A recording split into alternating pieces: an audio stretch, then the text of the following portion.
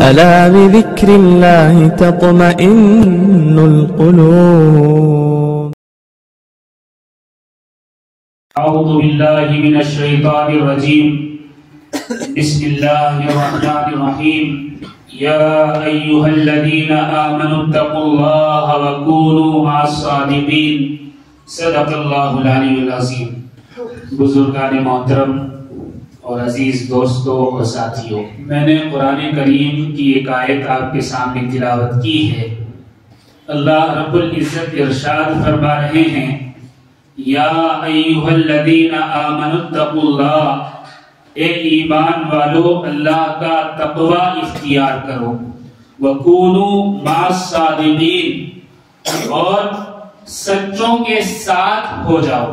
اگرچہ آیت بہت مختصر ہے، بہت چھوٹی سی بات اس میں کہی گئی ہے، لیکن مفسر کبیر حضرت علامہ محمود آلوسی رحمت اللہ علیہ نے اس کی تفسیر بیان کرتے ہوئے ارشاد فرمایا کہ اس آیت میں جو کہا گیا ہے وَكُونُوا مَعَ الصَّادِقِينَ، سچوں کے ساتھ ہو جاؤ، تو اس کا مطلب یہ ہے کہ اللہ رب العزت حکم فرما رہے ہیں کہ جو نیک لوگ ہیں، جو اللہ والے ہیں، جو اہل اللہ ہیں، ان کے ساتھ اتنا رہو اتنا رہو اتنا رہو کہ بالکل ان جیسے ہو جاؤ۔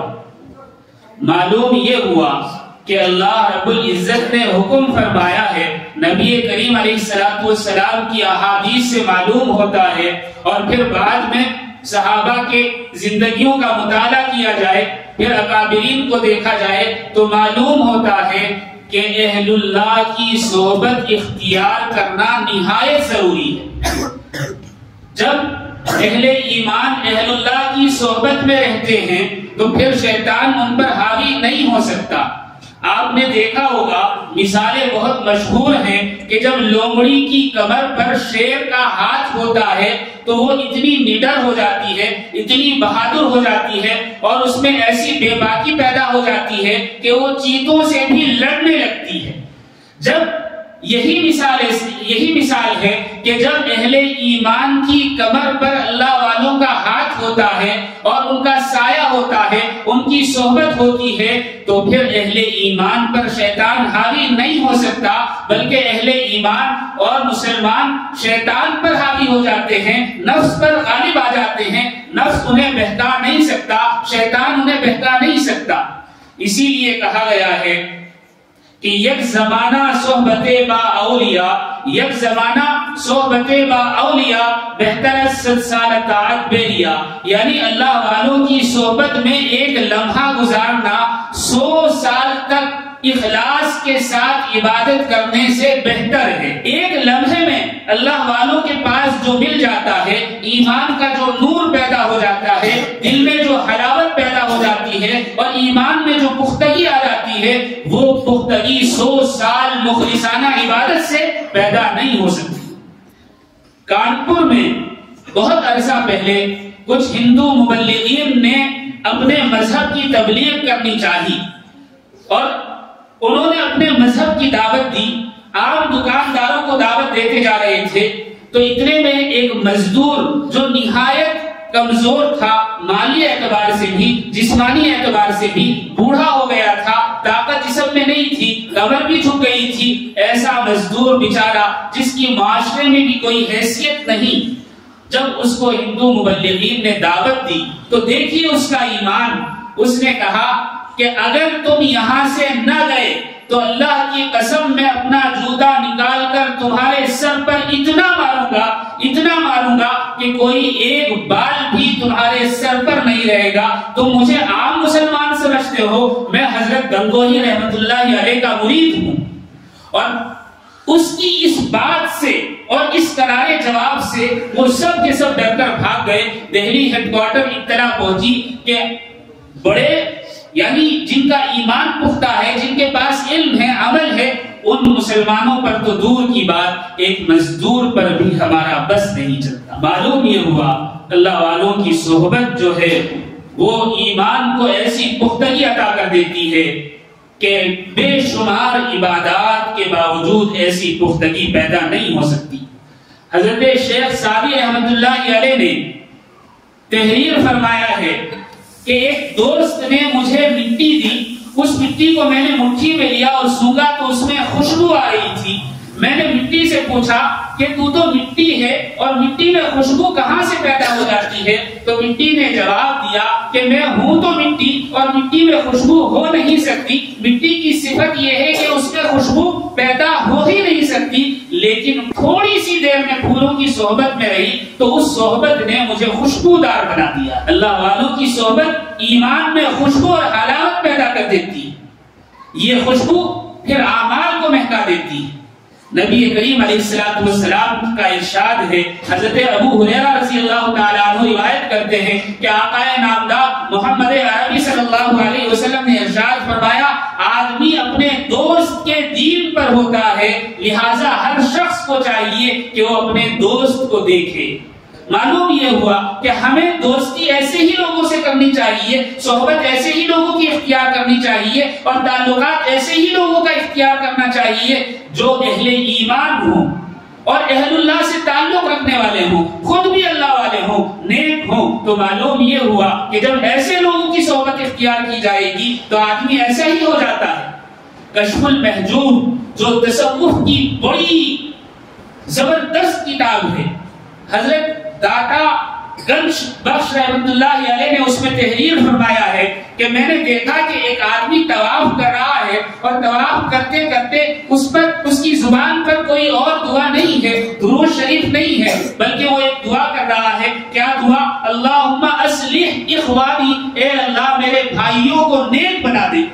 صرف یہی دعا کہ اے اللہ میرے بھائیوں کو نیک بنا دے، میرے بھائیوں کو نیک بنا دے۔ لوگوں نے اسے روکا اور کہا کہ کیا دعا کرتا ہے؟ یہاں تو اپنے لیے دعا مانگی جاتی ہے، اپنے گھر والوں کے لیے دعا مانگی جاتی ہے، تو نے ساری دنیا کو چھوڑ دیا، اپنی ذات کو بھی بھول گیا اور صرف اپنے بھائیوں کے لیے دعا کر رہا ہے، اس میں کیا ایسا راز پوشیدہ ہے؟ ہمیں بھی بتا۔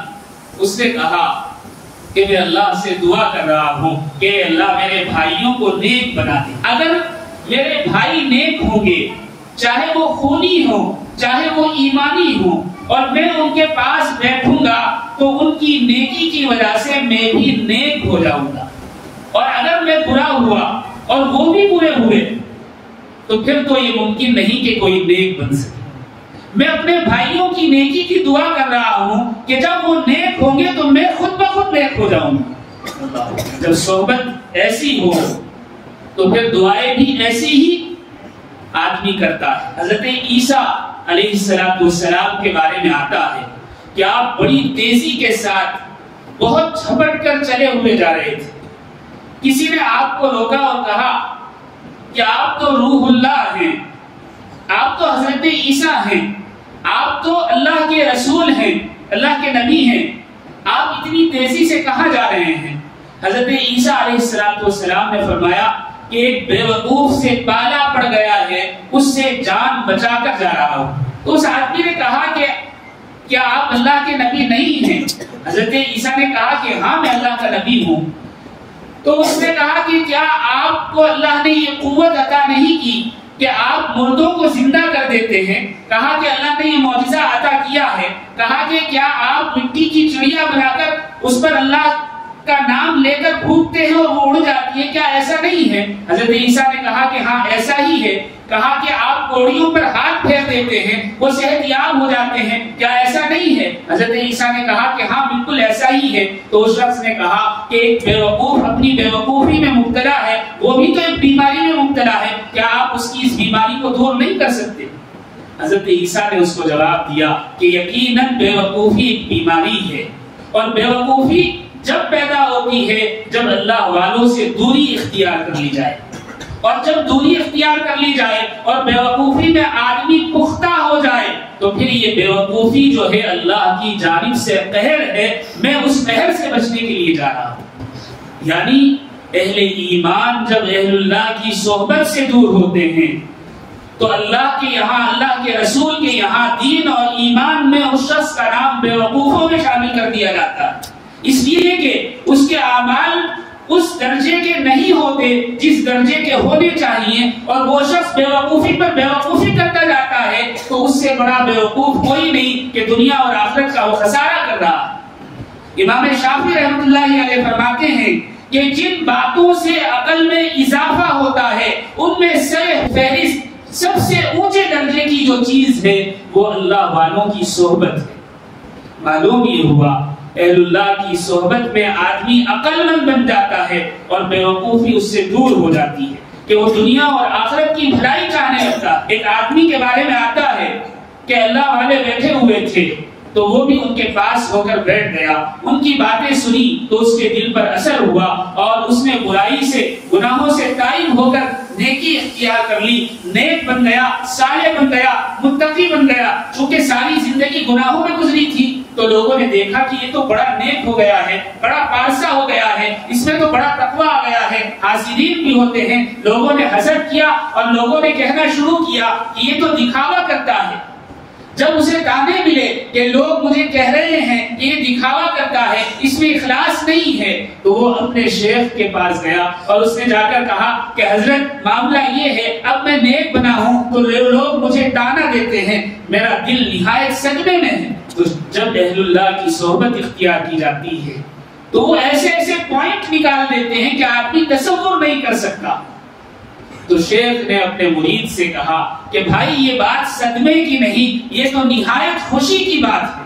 اس نے کہا اس میں خوشی کی کیا بات ہے؟ کہا کہ یہ تو نہایت خوشی کی بات ہے کہ وہ تجھے برا کہتے ہیں، اور خوشی کی بات یہ ہے کہ تو برا نہیں ہے، تو نیک ہے، تو صالح ہے۔ اور صدمے کی بات تو یہ ہوگی کہ لوگ تجھے اچھا کہتے اور حقیقت میں تو برا ہوگا۔ اللہ اللہ، جب صحبت اختیار کی جاتی ہے، اللہ والوں کے پاس بیٹھا جاتا ہے تو دل کے صدمات غم کافور ہو جاتے ہیں، مٹ جاتے ہیں۔ دنیا کی پرواہ نہیں ہوتی، اللہ اور اللہ کے رسول کی پرواہ ہوتی ہے۔ حضرت مولانا یوسف بن نوری رحمۃ اللہ علیہ بڑے عالم، بے شمار لوگوں کو آپ نے فیض پہنچایا، آج بھی پہنچ رہا ہے۔ ایک بڑے ادارے کے محتمی وہ لکھتے ہیں کہ میں ایک مرتبہ حج کے لیے گیا، جس جگہ قیام تھا تو میں نے دیکھا کہ ہمارے ساتھ رہنے والے عام لوگوں میں کوئی ایسا نہیں کہ وہ عالم بھی ہو، حافظ بھی ہو، کوئی اور مسئلہ ہو، کچھ نہیں، اس کے پاس کوئی ایسی خاص چیز نہیں، لیکن ایک آدمی تہجد میں مجھ سے پہلے اٹھ کر حرم چلا جاتا اور وہاں نماز پڑھتا اور ذکر و اذکار کرتا، پھر واپس آ کر آرام کر لیتا اور پھر فجر میں ایک ساتھ اٹھتے۔ تو مجھے بڑا تعجب ہوا کہ یہ آدمی ہم سے سبقت کیسے لے جا رہا ہے؟ ہم اتنے بڑے عالم ہیں، اتنے بڑے محدث ہیں، اتنے لوگ ہمارے شاگرد ہیں، اتنے لوگوں کو ہم علم دین پہنچا رہے ہیں اور لوگوں کی اصلاح کا ذریعہ ہیں، لیکن اس میں ایسی کون سی چیز ہے جو یہ ہم سے پہلے تہجد پڑھ لیتا؟ حضرت نے سوچا کہ آج میں سوؤں گا نہیں، لیکن آنکھ لگ گئی اور جب آنکھ کھلی تو دیکھا کہ وہ اپنے بستر پر موجود ہے۔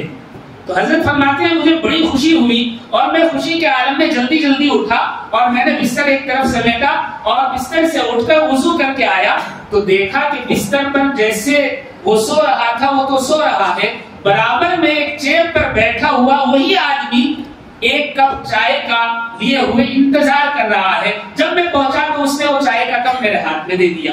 تو میں نے اسے بڑے تعجب سے دیکھا اور میں نے اس سے پوچھا کہ بھائی یہ کیسے ممکن ہے کہ تم بستر میں بھی ہو اور تم باہر بھی ہو، ایک آدمی دو تو نہیں بن سکتے؟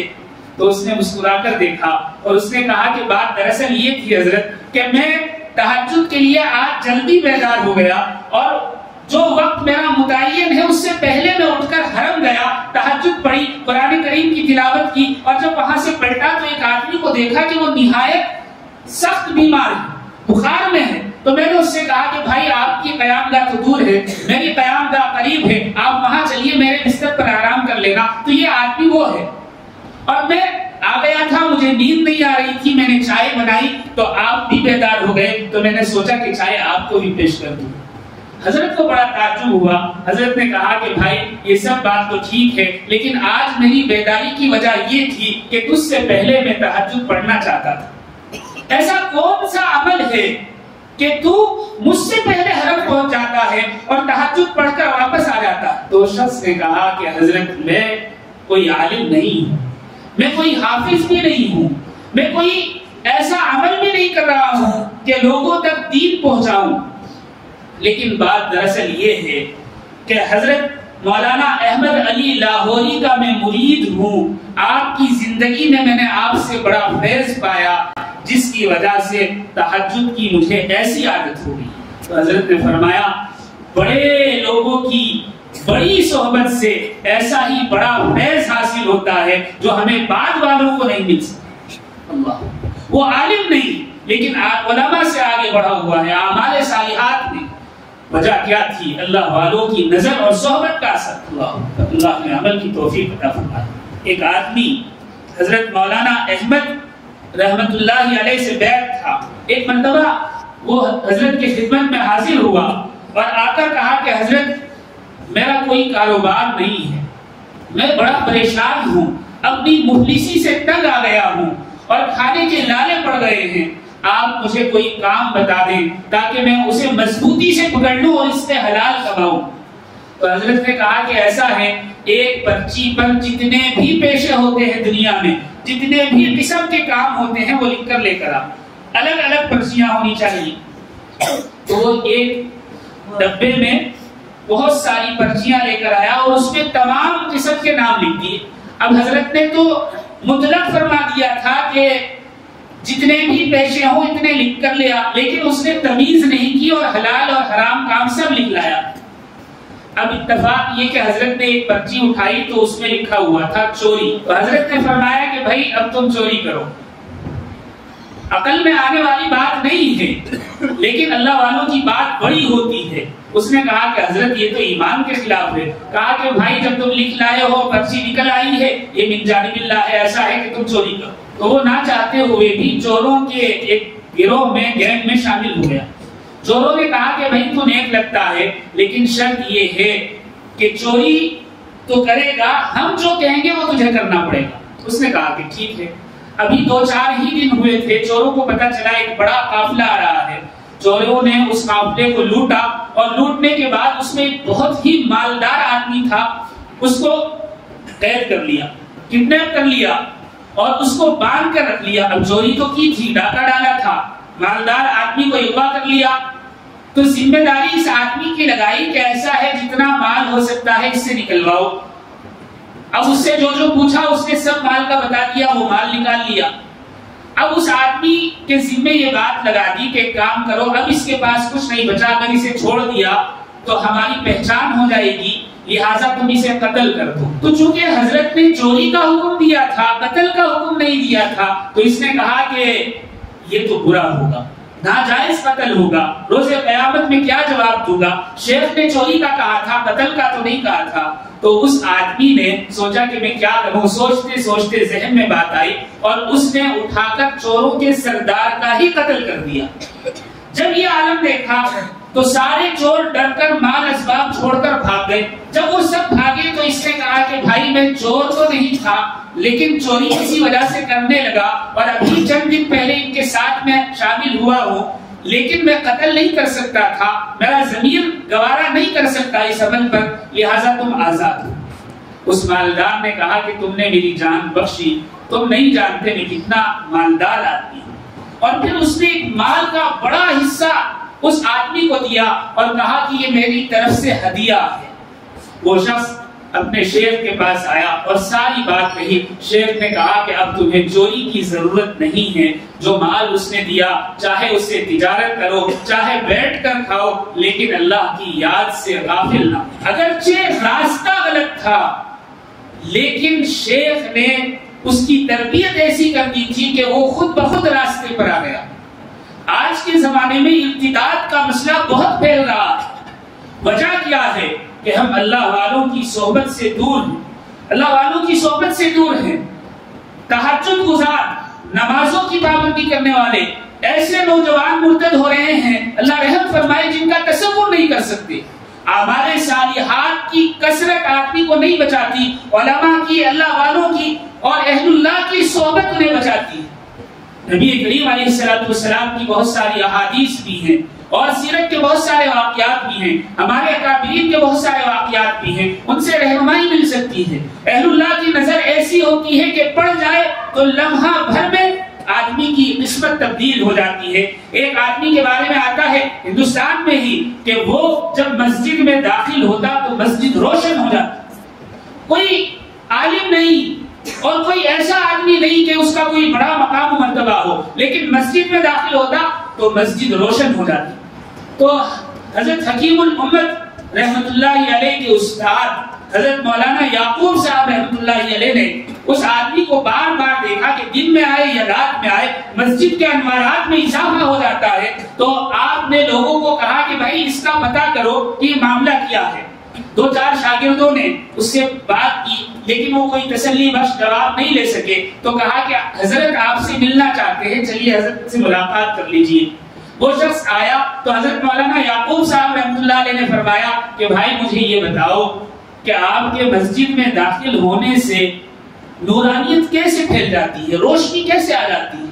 تو اس نے کہا کہ حضرت میں تو غریب آدمی ہوں، میں تو جاہل آدمی ہوں، میرے پاس کچھ بھی نہیں ہے، اعمال صالحات بھی ایسے نہیں کہ میں جس پر ناز کروں، کوئی ایسا عمل نہیں کہ جس پر میں مسلسل عمل کر رہا ہوں، بس نماز پڑھتا ہوں، اپنے کام سے کام رکھتا ہوں۔ حضرت نے کہا کہ یہ جو نورانیت پیدا ہوتی ہے، روشنی آتی ہے، یہ کہاں سے آتی ہے؟ تو اس نے جو جواب دیا، اس نے کہا کہ بات دراصل یہ تھی، ایک مرتبہ میں راستے پر کھڑا ہوا تھا کہ بالا کوٹ کے جہاد کے لیے حضرت سید احمد شہید رحمت اللہ علیہ اور حضرت اسماعیل شہید رحمت اللہ علیہ تشریف لے جا رہے تھے، ان کی زیارت کو میں ٹھہر گیا۔ جب یہ دونوں حضرات گزرے تو حضرت سید احمد شہید کو جب میں نے دیکھا تو ان کی نظریں مجھ سے چار ہو گئی، جب سے یہ نورانیت پیدا ہو گئی۔ اللہ، صرف نظر ایک لمحے کے لیے اہل اللہ سے چار ہو گئی، اللہ والوں سے مل گئی، تو اللہ نے ایسی تاثیر پیدا کر دی کہ جب بھی وہ مسجد میں آتا نورانیت پھیل جاتی۔ کانپور سے ایک آدمی نے حضرت تھانوی رحمت اللہ علیہ کو لکھا کہ حضرت پہلے میں اوابین بھی پڑھتا تھا، چاشت بھی پڑھتا تھا، تہجد بھی پڑھتا، نوافل کی بھی پابندی کیا کرتا تھا، لیکن آہستہ آہستہ یہ عبادات بھی چھٹتی چلی گئی، اور اب تو فرض نماز بھی خطرے میں آ گئی ہے کہ فرض نماز کی بھی پابندی نہیں ہو رہی، میں پریشان ہوں۔ تو حضرت نے اس کو جواب لکھا کہ ایسا لگتا ہے آپ صالحین کی، اللہ والوں کی صحبت سے دور ہیں، جس کی وجہ سے اعمال میں بار بار بار بار کمتری پیدا ہو رہی ہے، کہ آپ کو صالحین کی، اہل اللہ کی صحبت اختیار کرنی چاہیے۔ حضرت گنگوہی کے متعلق آتا ہے کہ آپ سے کسی نے پوچھا کہ حضرت آپ یہ تو بتائیں، حضرت حاجی امداد اللہ مہاجر مکی کے پاس آپ کیوں تشریف لے گئے؟ آپ تو اتنے بڑے عالم اور وہ ایک حاجی، ایسا کیا چیز تھی کہ وہ آپ کو کھینچ کر ان کے پاس لے گئی؟ حضرت گنگوہی رحمت اللہ علیہ نے ارشاد فرمایا کہ بھائی ہم حضرت حاجی امداد اللہ مہاجر مکی رحمت اللہ علیہ کے پاس اس لیے نہیں گئے کہ ان سے علم سیکھیں، مسئلہ سیکھیں، وہ تو ہمارے پاس پہلے سے تھا، لیکن ہم اس لیے گئے کہ جب مسئلے پر عمل کرنے کا وقت آتا تو نفس ہمیں بہکاتا تھا، اس بہکاوے کو کنٹرول کرنے کے لیے حضرت حاجی امداد اللہ کی صحبت اختیار کی، علم لینے کے لیے نہیں بلکہ عمل سیکھنے کے لیے ہم ان کے پاس گئے۔ معلوم یہ ہوا علم آدمی کو ایسے نہیں بچا سکتا جیسے اللہ والوں کی صحبت بچاتا ہے، اور علم آدمی کو ایسا عمل نہیں کروا سکتا جیسے اللہ والوں کی باتیں عمل کروا سکتی ہیں۔ اسی طریقے سے آج آپ دیکھیں گے علم کی کمی نہیں ہے، آج کل ایک لفظ چلتا ہے واٹس ایپ یونیورسٹی، کیا نہیں ملتا، جو چاہے سرچ کر لو، لیکن اللہ والوں سے کے سینے سے جو نورانیت ملتی ہے وہ واٹس ایپ یونیورسٹی سے نہیں ملتی۔ اللہ والے جو ہے وہ لمحوں میں دل کی کیفیت تبدیل کر دیتے ہیں، دل کی کیفیت بدل جاتی ہے۔ آج یہ کہا جاتا ہے کہ آج اللہ والے ایسے کہاں ہیں جن کے پاس جایا جائے، یہ بھی شیطان کا فریب ہے۔ حضرت تھانوی رحمت اللہ علیہ فرماتے ہیں کہ 10 آدمی جس کی صحبت میں رہیں اور 4 یا 5 نیک بن جائیں تو سمجھو کہ وہ اللہ والا ہے۔ کتنی عمدہ بات، کتنی عمدہ بات۔ حضرت حاجب الامت رحمت اللہ علیہ ارشاد فرمایا کرتے تھے کہ پہلے کے مشائخ، پہلے کے اللہ والے، پہلے کے علماء اکابر، ان کی مثال ایسی تھی جیسے لائٹ یا ٹیوب لائٹ یا مرکری لائٹ، اور آج جو مشائخ ہیں، آج جو اللہ والے والے ہیں ان کی مثال ایسی ہے جیسے موم بتی، جب لائٹ چلی جاتی ہے، وہ بڑے علماء تھے، بڑے اکابر تھے، بڑے اللہ والے تھے، آج وہ چلے گئے ہیں، یعنی جب لائٹ چلی جاتی ہے تو پھر موم بتی ہی کام آتی ہے۔ لیکن عقل یہ نہیں، عقل بے عقلی کی بات یہ ہے کہ آدمی کہے کہ میں اندھیرے میں بیٹھوں گا، مجھے موم بتی کی بھی ضرورت نہیں۔ جب لائٹ چلی جاتی ہے، کرنٹ چلا جاتا ہے، تو ان موم بتیوں سے ہی کام چلانا پڑتا ہے، یہ بھی آپ کو اندھیرے سے روشنی میں لے آتے ہیں۔ آج جو علماء ہیں، جو مشائخ ہیں، جو اللہ والے ہیں، یہ بھی کم نہیں ہے۔ شیطان بہکا رہا ہے کہ ان کے پاس کیا ملے گا، کوئی کرامت نہیں، ایسا نہیں ہے۔ ہمیں نیٹ پر کتابوں میں علم تو مل جائے گا، فضائل تو مل جائیں گے، احادیث بھی مل جائیں گی، مشائخ کے واقعات اور ان کی باتیں بھی مل جائیں گی، لیکن جو سینہ بسینہ نبی کریم صلی اللہ علیہ وسلم کے سینہ اطہر سے نور چلا آ رہا ہے، وہ صرف اللہ والوں کی صحبت سے ملے، وہ کتابوں سے یا انٹرنیٹ سے نہیں مل سکتا، وہ کسی کی صحبت میں، کسی کی مجلس میں بیٹھنے سے ملتا ہے، ایسے نہیں ملتا۔ حضرت ابی بن کعب رضی اللہ تعالیٰ عنہ فرماتے ہیں کہ ہم مسجد میں بیٹھے ہوئے تھے، ایک آدمی آیا، اس نے نماز کی نیت باندھی اور بہترین قرآن کریم تلاوت کی۔ ایک دوسرا آدمی آیا، اس نے بھی نماز کی نیت باندھی اور اس نے بھی قرآن کریم کی تلاوت کی، لیکن قرات بدلی ہوئی تھی، اس نے دوسری قرات کی، پہلے نے دوسری قرات کی تھی۔ جب دونوں نے نماز پڑھ لی تو نبی کریم علیہ السلام کی خدمت میں حاضر ہوا اور میں نے کہا کہ یہ دو آدمی ہیں اور انہوں نے دو الگ الگ قرات کی ہے۔ تو نبی کریم علیہ السلام نے ان دونوں کو بلایا اور فرمایا کہ تم قرآن کریم سناؤ۔ ان دونوں نے الگ الگ قراتوں سے قرآن کریم سنایا۔ نبی کریم علیہ السلام نے دونوں کی حوصلہ افزائی فرمائی اور تعریف بیان۔ تو حضرت ابی بن کعب فرماتے ہیں کہ میرے دل میں شکوک و شبہات پیدا ہو گئے، میں پریشان ہو گیا، قرآن کریم اللہ کا کلام ہے، دو الگ الگ قراتوں سے پڑھا جا رہا ہے، یہ کیا معاملہ ہے؟ نبی کریم علیہ السلام میری اس کیفیت کو بغیر بتائے سمجھ گئے، بھاگ گئے اور آپ نے کہا کہ قریب ہو۔ حضرت ابی بن کعب کہتے ہیں میں قریب ہوا، رسول اللہ صلی اللہ علیہ وسلم نے اپنا دست مبارک میرے سینے پر زور سے مارا، اتنی زور سے مارا کہ میں پریشان ہو گیا اور پسینے میں شرابور ہو گیا، میرے دل کی دھڑکنیں بڑھ گئی، لیکن اس ایک دست مبارک سے وہ جو شکوک اور شبہات تھے وہ کافر ہو گئے۔ معلوم یہ ہوا قرآن کا علم، حدیث کا علم بھی آدمی کو شکوک اور شبہات سے بچا نہیں سکتا، شکوک اور شبہات سے اللہ والوں کی مجلس سے بچاتی۔ اہل اللہ کی صحبت اختیار کرنا نہایت ضروری۔ حضرت جنید بغدادی رحمۃ اللہ علیہ کے بارے میں آتا ہے کہ آپ کا ایک مرید تھا، اعمال صالحات کی توفیق اور نیکی کرتے کرتے اس کے دل میں یہ خیال پیدا ہو گیا کہ میں درجہ کمال کو پہنچ گیا، شیطان بہکاتا ہے۔ حضرت جنید بغدادی اتنے بڑے عالم شیخ، آپ کے مرید کے دل میں خیال پیدا ہو گیا کہ میں درجہ کمال کو پہنچ گیا ہوں، اب مجھے کسی شیخ کی ضرورت نہیں ہے۔ تو اس نے حضرت جنید بغدادی سے کنارہ کشی اختیار کر لی اور الگ ایک گوشہ بنا لیا، حضرت سے دور چلا گیا اور وہاں جا کر ذکر و اذکار میں مشغول ہو گیا۔ کئی دن گزر گئے، حضرت کو معلوم ہوا، حضرت نے کہا کہ ابھی رہنے دو۔ 2-4 دن کے بعد جب سویا تو خواب میں دیکھا کہ جنت کا منظر ہے اور نہایت خوبصورت نورانی چہرے والے نفوس اس کے آگے پیچھے گھوم رہے ہیں اور اس کے کمال درجے کی تعریف کر رہے ہیں اور کہہ رہے ہیں کہ اللہ نے آپ کو کیسا مقام عطا کر دیا ہے، اور نہایت قیمتی چیزیں، نہایت اچھی چیزیں اس کی خدمت میں پیش کر رہے ہیں۔ تو اس نے سوچا کہ اللہ نے اب مجھے واقعتاً بڑا مقام عطا کر دیا ہے کہ میں جنت کا منظر دیکھنے لگا۔ 1 رات ہوئی، 2 رات ہوئی، 3 رات ہوئی، چند دنوں کے بعد اس کی زبان پر جاری ہو گیا کہ اللہ نے مجھے ایسا مقام عطا کر دیا کہ اب تو میں جنت کی سیر کراتا ہوں۔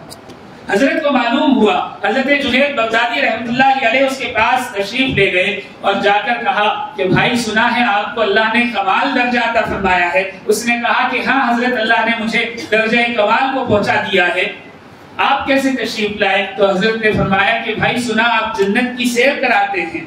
اس نے کہا کہ ہاں حضرت کچھ ایسا ہی ہے۔ تو حضرت نے کہا کہ آج جب رات جنت کی آپ سیر کریں تو 3 مرتبہ لا حول ولا قوہ پڑھ دینا۔ تو اس نے کہا کہ اس سے کیا ہوگا؟ کہا کہ بس ہماری درخواست ہے آپ ایسا پڑھ لینا. تو اس نے حضرت کی بات پر عمل نہیں کیا، یعنی شیخ کا حکم نہیں سمجھا، بلکہ یہ سمجھ کر کہ چلو اس کو بھی آزماتے ہیں، ان کی بات دیکھتے ہیں کیسی ہے، اس میں کچھ اثر ہے یا نہیں ہے.